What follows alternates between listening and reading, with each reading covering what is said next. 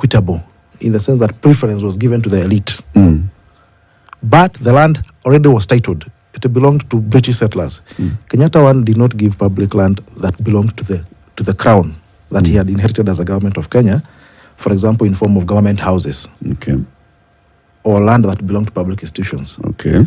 That was done by Moi. By MO1. Yes, in 1980s and 1990s. And that is where now the problem arose. Because today, if you are to go back to that history and decide that you are going to repossess all public land issued by President Moi, there would be no upper hill. All those buildings would be flattened. That land used to belong to the East African Railways and Harbors, then later Kenya Railways. There would be no community because the East African community had titles to all the land in community, what is called community today.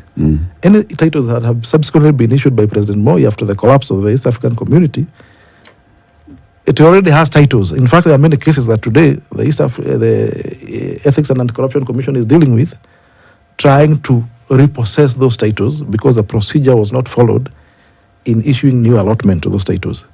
So it's good to understand the historical context because the national land policy that has subsequently come then was meant to address some of those issues. Now, after the Constitution of 2010, if you look at the mandate in Chapter 5 of the new Constitution, there are principles of the national land, what is called the national land policy, what's supposed to be the national land policy.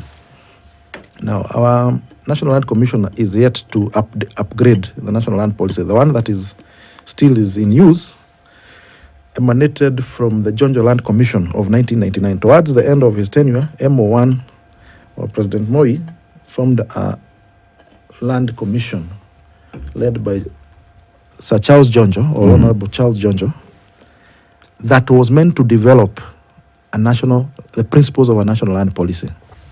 Now, the findings, the recommendation of the Jonjo Commission is what later informed the NAC government between 2000 and 2007 when they were coming up with the national economic strategy to basically implement it and come up with a national land policy that was approved by Parliament in 2009. If you look at the recommendation of that task force, the national land policy that was approved by Parliament in 2009, and what is now Chapter 5 of the Constitution, on the principles of the national land policy, I think it's Article 16, it is almost word for word. Basically, it's the same principles that have flowed down. Now, but that policy has not been upgraded because there was a shift. Remember, before that Jonjo Commission made its recommendation, the principle of an innocent purchaser of land without notice, which now is what in law we call the torrent system, that if you bought land and you're an innocent purchaser, then your title and the title you have been given is by the government. The government is a guarantor of that title.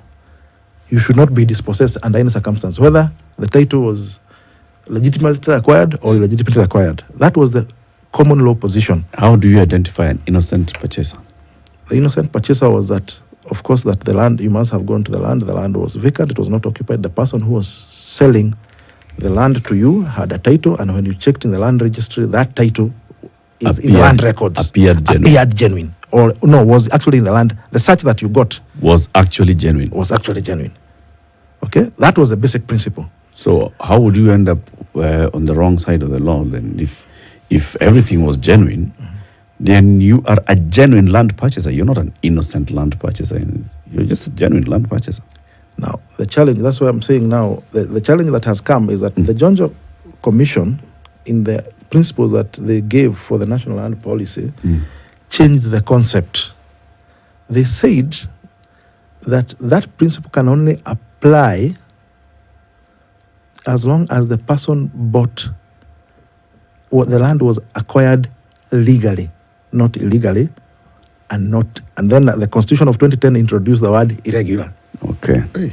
So it has to be legal and regular acquisition by the seller.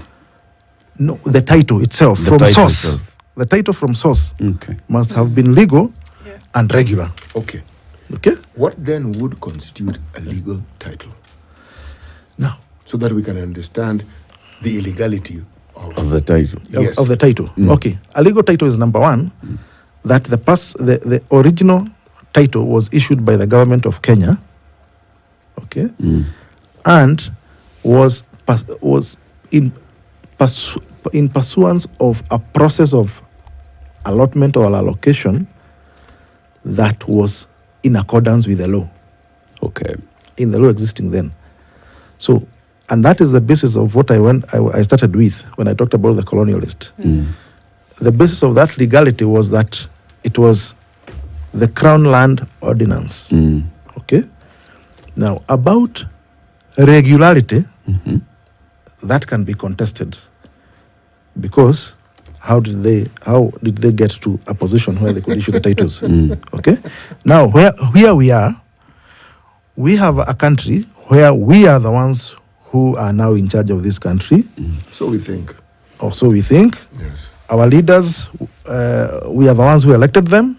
So we think. So we think we are disputing the titles that they have issued in pursuit of the powers that they acquired from the Queen. And now we are questioning, it's like we are questioning ourselves. And we also have a government that is pursuing an aggressive public housing program, okay? On public land. On public land, which again, and I am saying here, is actually a conversion of public land to private hands through irregular means. It's actually contrary to Section 62, Article 62 of the Constitution. Why? Because you take public land, you put apartments, you sell them to individuals. They form a management company, then you transfer the reversionary interest of the land to the management company. What have you done? You've privatized the public You have land. privatized the land without following due process. What should be the due process? The due process is, if the land is to be sold from a public organization, it should follow the Public Procurement and Disposal Act. Or Should advertise and call 3 bidders. Yes. For each mortgage. Yes. For the people who are developing the land. Or then have a public policy. And that is where I'm going back to the issue of having a national land policy that is effective and addresses the requirements of the Constitution, which is that land use should be equitable, it should be properly utilized, and it should, protect ecologically sensitive areas. It should be it should not be gender discriminative. There are those principles. Sure. So, Wakili, I'm trying to make a connection, Yes. because there's obviously one, yes, between these historical issues yes, and how land then was allocated, whether it be to government and then thereafter to individuals, yes. and connect it to what we see happening today. It's still, from what you're saying, it is not possible to separate this, because this land debacle in the country at the moment is deep, and It's it runs very very, very deep. Yes. But from what I understand, that we cannot separate what happened historically Yes. with the issues that we are seeing today. Correct. So much so that when you say a genuine landowner and how they were given, because one thing you did mention here is allotment. Yes. That one of the issues that then lent to credibility or legitimacy of land ownership was allotment. But today we're being told you have an allotment letter, you might as well own, air. Exactly. So, what then is the connection between what happened historically and the mess that we are seeing today? Yes. Because we were told some high numbers of close to 90% of people who say they own land in this country, and the land actually does not belong to them because they've not gone through the proper process. So what are we saying, essentially? Now, one of the issues, leasehold land normally in Kenya, all urban areas, is where you get leasehold land, and that's what is government land that used to be allocated previously prior to the 2010 Constitution, and even today is allocated. But now the land after the 2010 Constitution, the allocation powers are with the counties, because land, basically the counties are the trustees of the people, and the National Land Commission then is supposed to oversee or manage that process. Now, the challenge that has been there even before was that the process of land allocation from independence was through different channels. There was the district land allocation committees, which basically would then sit and look at land based on the, on the plan, on the physical planning department of the county for the former districts, and they would have their own, county development plan that would then identify which land was industrial, which land was commercial, which land was residential, and so on and so forth. And then based on those plans, they would then draw up what are called the PDPs, the part development, the physical development plans that would then be used to allocate a title. So based on that map, we say in this area we have so many plots. In Nairobi, for example, there used to be auctions in the 1980s, in Parklands, in Westlands, in many other places. And then you would be called, there was an auction like every Friday. And the rule, like in Nairobi, I have seen records that once you won one auction, you had to walk away. So that's it. You are only entitled to one. Yes, to one. Okay. Once you won, you would walk away, and then you continue. But of course, there was still some, There was ukora. there was still some ukora. The prime titles would, or allotments would be at the bottom, so that most people take the ones. And they go And I mean, there were all that was still there even back then. But basically, that was supposed to be there was supposed to be a public auction, more or less. That was the law. But now, what happened then in the 80s and 90s is that it became an issue of political rewards and political reward and stuff. Again, I go back to my original thought. When the Queen was giving the land to the coming the British soldiers who had fought in the First World War, and they were retiring, I mean, when you look at what President Moi did, he was doing the same with his political soldiers and awarding them public land in almost similar fashion, Not almost. only that those ones were not retiring. Not almost. Identical. Identical, exactly. Yeah, so... But a caveat here, if I may. Yes. What enabled the president to achieve that particular goal, that's Moi, was the structural adjustment programs that the World Bank and their ilk issued. Remember that matter of the government? Yes. And property and owning, Yes. etc., etc.? Yes. It opened the floodgates. Correct. Because prior to that, Yes. there was a modicum of control. Yes. Each entity owned its Yes, they land. did. Yes, They did. they But, did. but once they opened that, Yes. And that is why even the government now institutions, you are very right. Actually, that's how the policy of telling Kenya Railways to surrender the land that you are not using, telling the other institutions surrender the land that you are not Poster, using. who, yes. Yes. That is how that policy now came about, and then opens the floodgates that the senior civil servants and politicians and who are occupying government houses were then told you can actually Pay for it. yes, it was allocated to them. it was allocated to them basically in Kilimani, Kileleshwa, Upper Hill, the entire Upper Hill, community and so on.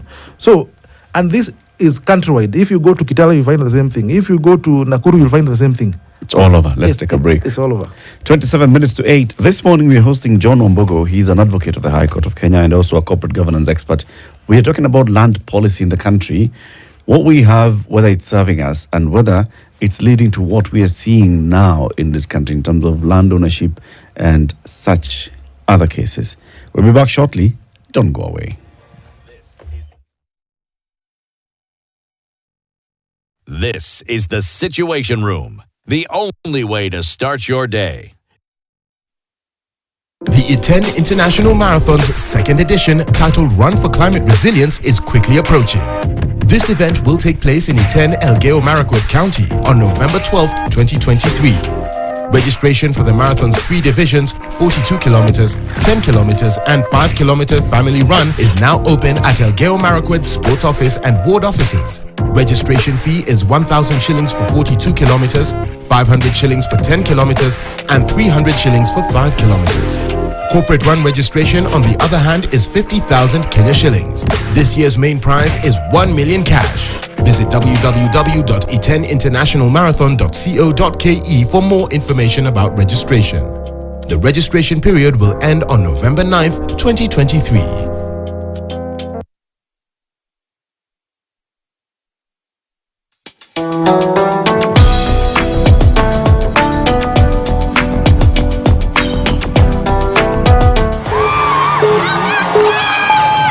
All right. Ooh, fast start from Paxton. And got it. Well, credit to him. Enoch pushed him, but in the end, it's Grace. When Grace came back for her second swing, her left foot slipped as she tried to jump, and she didn't get the push-off that she needed, sending her in the H2O.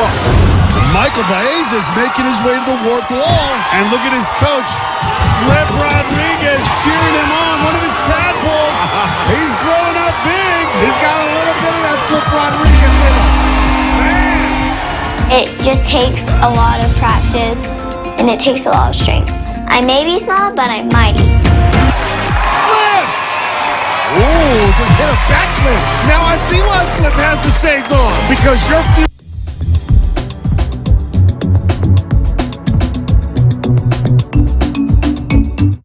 Father, like daughter. Yani, you have the audacity to yell at me in front of our daughter. Look at you. She's pregnant. Pregnant? You mean Babella Konao? See a Ben. Kisha mimi kwenda rudi nyumbani mbwinza ule anekeka. Achana na mimi. Niache. Sasa unaenda kwa nini? Nimechoka. Wewe endelea kutembea na huyo mtu mwenye anakaa maua, amevaa nguo maridadi kila masaa. Akili hana. Yani bila jina smart joker, statement haina malavitavi. Unijui aje, babe? It's me. I don't know her, babe. I don't know her, please. Please, babe. No, I'm babe, please. Please, babe. My family is falling apart. Safari ni wapi? Let me go. He's here.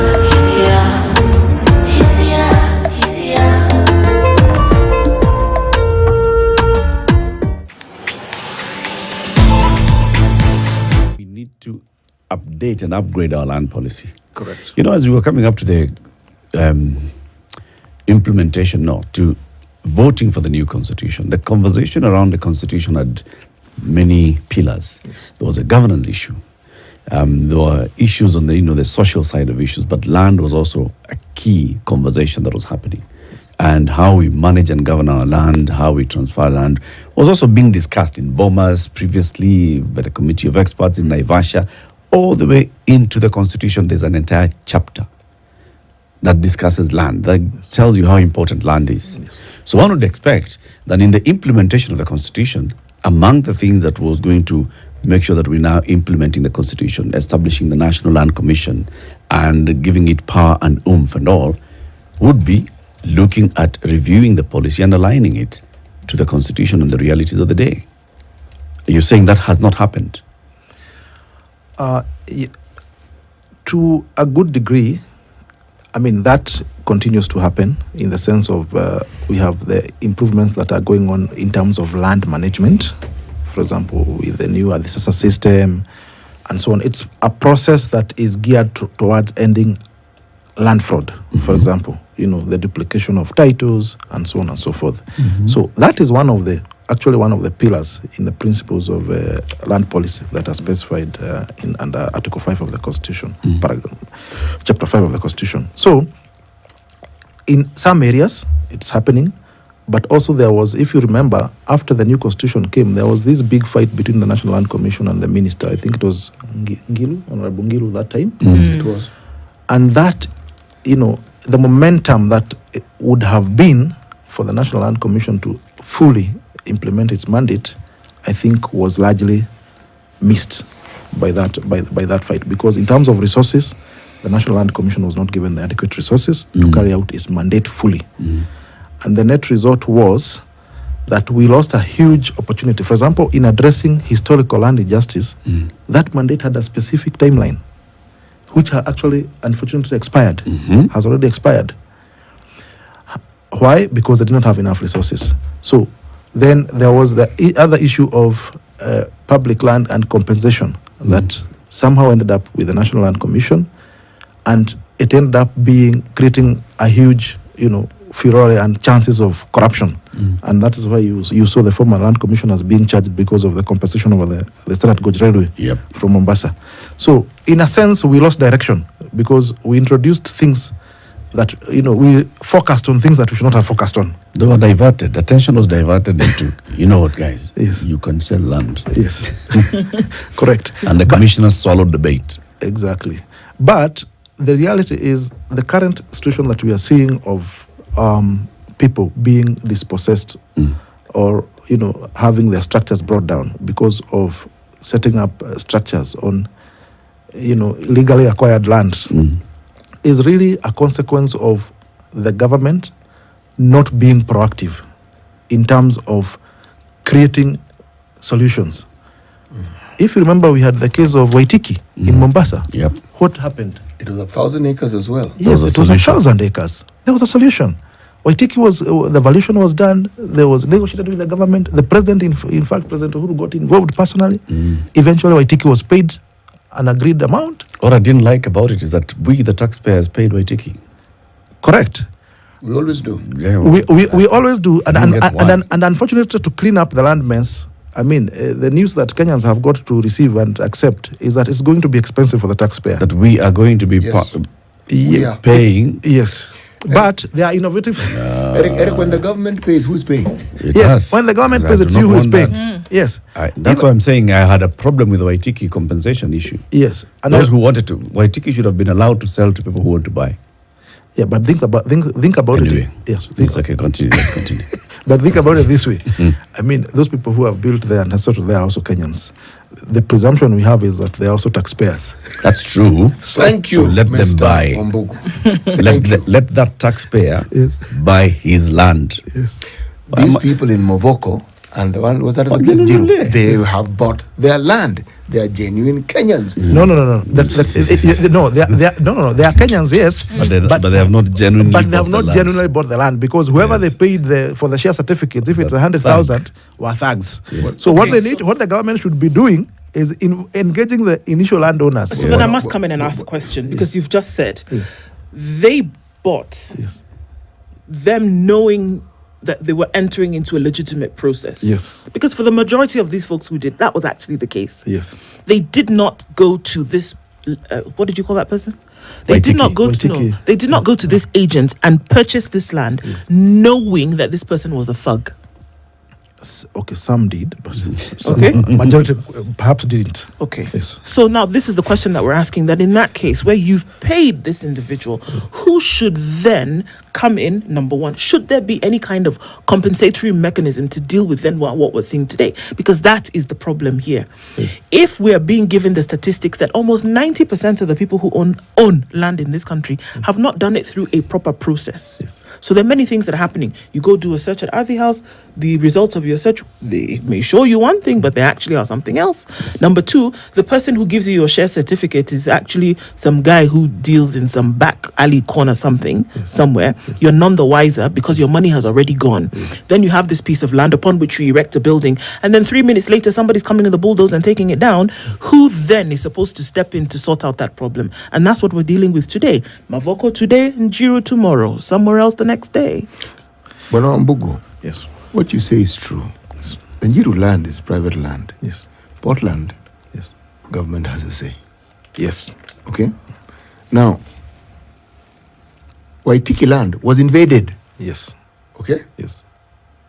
So, in this particular case, the invaders, one could argue, are the people who are selling the land to these unsuspecting buyers. Yes. If that is the case. Yes. That was private land. Yes. Okay? Yes. Waitiki. Yes. The government came in. Private land. Yes. This is land that the government has a say. Yes. Okay? Yes. We have a precedent. Yes. Is that not what you learned friends say? Yes. Yes. So I think in a sense, in layman terms. Yes, in layman terms, I have a pointer. You have a very strong point. Yes. And that is what I'm alluding to, that in terms of the solutions that we are giving for these issues, I think we need to be a bit more proactive, even from the lawmaking, in terms of addressing how can some of those disputes be resolved. Because remember, this is an issue, a myriad of issues. One, there's the issue of law enforcement. Yep. How did these people invade the land? There was law enforcement. Like Portland is a government institution, literally. It's a government-controlled institution. Yep. East African Portland. How did they invade land? There are several police stations in that area. There is a district commissioner who was been over a period of time. Yeah. And why I'm saying, like, I just responded to Ndu that some of them actually knew they were buying land that did not belong to whoever is selling to them, is because already, if you remember, Governor Mutu had given a press conference some years back. There were caveats. EACC had put an entire billboard on Mombasa Road. warning people about that land. So people still came, got their share certificates and started building. So, but then you have to look at it from a human angle. Now, we have an issue where we are building homes for the homeless, those who want to acquire land. I mean, who want to acquire places to live, houses. At the same time, we are making others homeless. Why don't we use the same approach? Because we have institutions that are meant to fund public housing. Just go and tell East African Portland, okay, this land, unless the government requires it for a specific purpose, because it's a lot of land, chief. Yes, it's still East African Portland has a lot of land. I mean, it's tens of thousands of acres. So, and actually, a section of it they have already commenced the process of selling to the squatters. So, what was so different about this particular section? You might as well just have called them, told the guys, you have to take loans. People are joking. Give us some more money. Yeah, give us some more money. Pay East African Portland for their land. You are playing right the hands of these thugs who started this process in the first place. Yes. This is the game they were gunning for. When they were telling people, shamba zie taito, nyumba, enda uyenge nyumba. Yes. That's what they were gunning for. They were saying, if we are many, the government will be forced to come to the table. Yes. And negotiate with us. Yes. I have sold you people, out of the 4,000 acres, I've sold 3,000 acres. Yes. I have 1,000 acres. Yes. I'll end up with 1,000 acres. But that's the whole game plan. Yes. And now if we actually just play into that no, but Eric, how you address what that? is to stop Yes. the next thug from going to another piece of land somewhere and saying this ADC land, we are going to do the exactly same thing? But that has been done before, Eric. Exactly. Yes, but Eric, what you need to do... Let's not sanctify Ukora and Wizi here by saying I know why. No. We will not sanctify it, definitely. But what we are saying is, you see, the criminals, the people who have done that, don't humor them or entertain them. It should be extremely punitive. Actually charge the people who actually defrauded people, seize their assets. The same way you deal with corruption. That is, I mean, Bus. Yes. So if you are telling me that we are going to get these people to pay for that land, I'm fine. Yes. But telling me that I am going to continue paying taxes so we can buy that land, no. Correct. I am not going to buy land for some thug who went into Portland 20 years ago. Yes. No. That's what I'm saying. Essentially, that land, if it's government land, I'm also a shareholder. Yes. So that man has already robbed me of my land. Land. Then he now has to pay him so that rob him again. Yes, indeed. I mean, that's why, a national land policy, then establishes a framework of dealing with the issues. And we stop an ad hoc kind of approach. You can see already the issue of Waitiki brought certain expectations. Yes. And remember, Waitiki came from the coastland clashes. That is how the invasion initially was done. Actually, it was 1,000 acres. Yes. The invasion had started in small bits. Yeah. Yes. What then happened? You see, Likoni grew. Yes. And as it grew, it got more urbanized. Remember, a lot of that land was rural land. Yes. So development encroached it. Yes. The clashes were just the excuse for larger numbers of people to now move in. Yes, and they didn't just move in. Yes. There are people, specifically politicians, who actually nudged them to actually do that. Correct. Yes. With a whole game plan of grabbing that land. Yes. Using innocent people. Yes. Neighborhoods. Yes. People who are poor, telling them come here and occupy this piece of land. Yes. But there are areas you will not touch. Yes. That's the whole thing. But there are also better examples. If you look at, for example, Mtwapa, the county government of Kilifi wanted to expand the town because they realized there were some private farmers, landowners who are doing farming next to Mtwapa. So they needed to expand the town. The Kilifi county actually purchased the land and allowed Mtwapa to extend, subdivided and created leases. There's an area in that region, well, it's not really Mtwapa, Utange, when you go through Kisauni. Yes. They were farmers. It's a little beyond Bamburi. Yes. People own huge tracts of land there. Yes. So it makes sense. You see, the moment you have an example where there's been a government intervention that benefited the Mwananchi, then you cannot say that nothing could have been done. Yes, exactly. Or the humane approach could not have been followed while not letting these guys go scot-free. It isn't one thing. Exactly. You don't let them get away with it. Yes. But these individuals... A humane approach to handling this matter is of paramount importance. Yes. These aren't wealthy people who had money and they didn't know what to do with it. These are people who painstakingly, bit by bit by bit by bit by bit by bit, and these sellers were wise. Sell it to you on very easy terms, so you actually don't even feel the pressure. Yes. But now the pressure is there. All your money gone.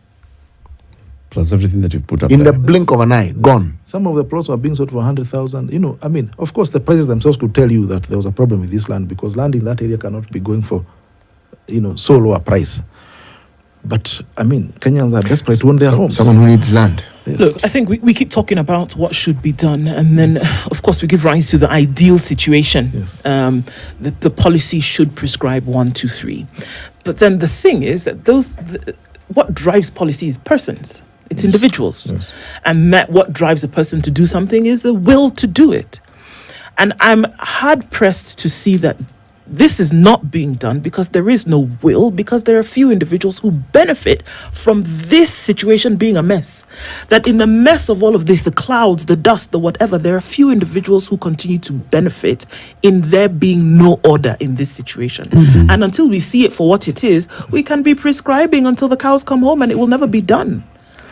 And that's the thing. Until the bad mannerism is dealt with, until impunity and corruption is dealt with, we can be prescribing forever. We can talk about, yes, there should be a land policy and that there was historical behavior in this manner or the other.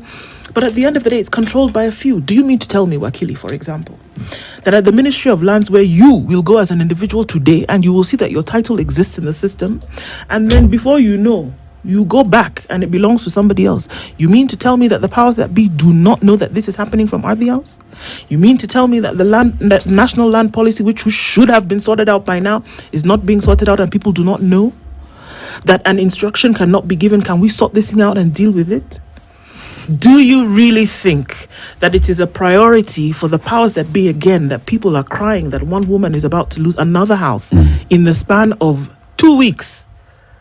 Because of a transaction gone bad? You mean to tell me that if there was interest in dealing with this thing, it would not have been sorted by now? I think one is that it's a very difficult, indeed, situation, and there needs to be serious political will. And I think what our politicians need to understand is that there can be no serious development in a country where private land rights are not respected. That's number one. Number two, the security of tenure to land has to be guaranteed for any person to invest and continue investing in a country. Whether it is a citizen, a foreigner, anybody coming to your country must have certainty about land. Because land is a primary resource in any country. That's true. Now, you have a situation, and people may not associate this, but if you remember when President Uhuru brought the issue of riparian land, and buildings started going down, there were some that were, I think, in my view, were legitimately... It started with the Kibaki government. Yes, it's actually started with the Kibaki government for roads. But there were indeed some, like the one outside Westgate there, that building, the Nakumatt UK, where the Nakumatt UK used to be. I think that indeed should have come down, because that was clearly riparian. I mean, the water flows. In fact, after it was demolished, the flooding there stopped. So, I mean, some of them, you can clearly see they had a lot of sense. But, that uncertainty in many other areas then made the banking institutions to become very wary about lending using titles. Because they actually, and that is why that initiative was stopped, was because banks said they had 4,000 titles held as security that would have been affected by that action.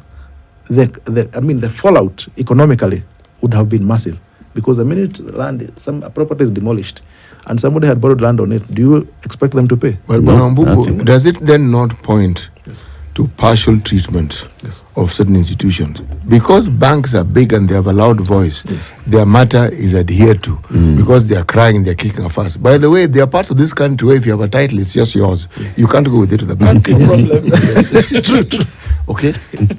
So, if the banks didn't do due diligence and followed the law, and these guys are very strict on procedure and these things, Are you telling me you could not employ people to find out that this particular title in this part is riparian land, and that they have legal minds, they have heads of legal, that they wouldn't know that this riparian land should actually not be built on? Now, they are protected. Yes. Okay? Yes. The government says, okay, guys, let's go easy on this. If we're going to give people free passes, for heaven's sake, why don't we just give the citizens of the country a free pass as well? They've made mistakes. They've been foolish. Yes. They've bought land they shouldn't buy. But then, the price they're paying, this is too steep. It's too steep a price to pay. Because you talk of commissions, Bwana Wambugu. Yes. You talk of the Njonjo Commission. Yes. What did the Ndegwa Commission usher in? That little clause. Yes. Of yes. Public servants doing business. Yes, not hindering public servants from doing business. Yes. The manifestation of what people interpreted it to mean. Yes. Here we are. Correct. We are sitting here expecting that government will take lead and will take action on land. Government is individuals. Those individuals, just by dint of the offices they occupy, will end up being the biggest beneficiaries of land fraud in this country. And they have always been. The government was not in the forefront in changing our land issues in the constitution. It was other institutions and other civil society agencies, actors, Father Gabriel Dolan and the others, and the Firimbis and National Land Alliance. Yeah, National Land Alliance. Those were the ones that were taking the lead. Those voices are silent, and maybe those voices now should come back again and start talking about this. People like LAVIDA Lena, they need to come up again and start pushing the issue of ensuring that our land policy, our land laws, our land management is proper. Yes. Otherwise, expecting... Did you see the people at Athi House the other day saying, well, you did a search at land office? No, it wasn't here. Yes. No, it's not here. Yes. Maybe and that's a whole PS and CS saying, no. Yes. Sorry. No. Yes. They will never. Athi House is a criminal enterprise. They are not going to take charge of this matter the way you're saying. Yes. They will not. They will only do so if we apply pressure to them. Yes. Now, you are a seasoned lawyer with many years' experience in conveyancing. Join hands with the others. Yes. Take action. Definitely, yes. But I'm not paying for it. People, thugs. You think you're not? No. You can't say, sasa hiki tu ni maji. No. The thugs who went to Portland, waende ndani na mali yao ichukuliwe. Ilipe. Watu. Yes. Yeah, that's it. Where did the money go? Yes. Somebody was paid. If they collected $1 billion shillings from the people who purchased land, look for that $1 billion shillings. If you want to draw their blood and sell it, and their bone marrow and their teeth, sell it. Apana. At now, we are going to have a new levy here for land compensation levy. People whose houses were demolished. No. We must definitely. I think we must definitely, of course, make it extremely, an example of the people who sold land in Morocco. That is one, I think, action. It's an opportunity that has arisen, and it must be exploited to the fullest. To the fullest, so that an example is set that you don't do that. Number two, I think we also need to have an active police department, like that we have diplomatic police, just for dealing with land issues. So that if a public which police? No. Which police? You are doing okay. John Wambugu is an advocate of the High Court of Kenya, and he means well. We give him that. Thank you very much, John, for joining us. But do you see how the distrust we have in our institutions? Why? Surely. Why do you think so? At your police department for lunch. Hey, it's 8 a.m. Good morning.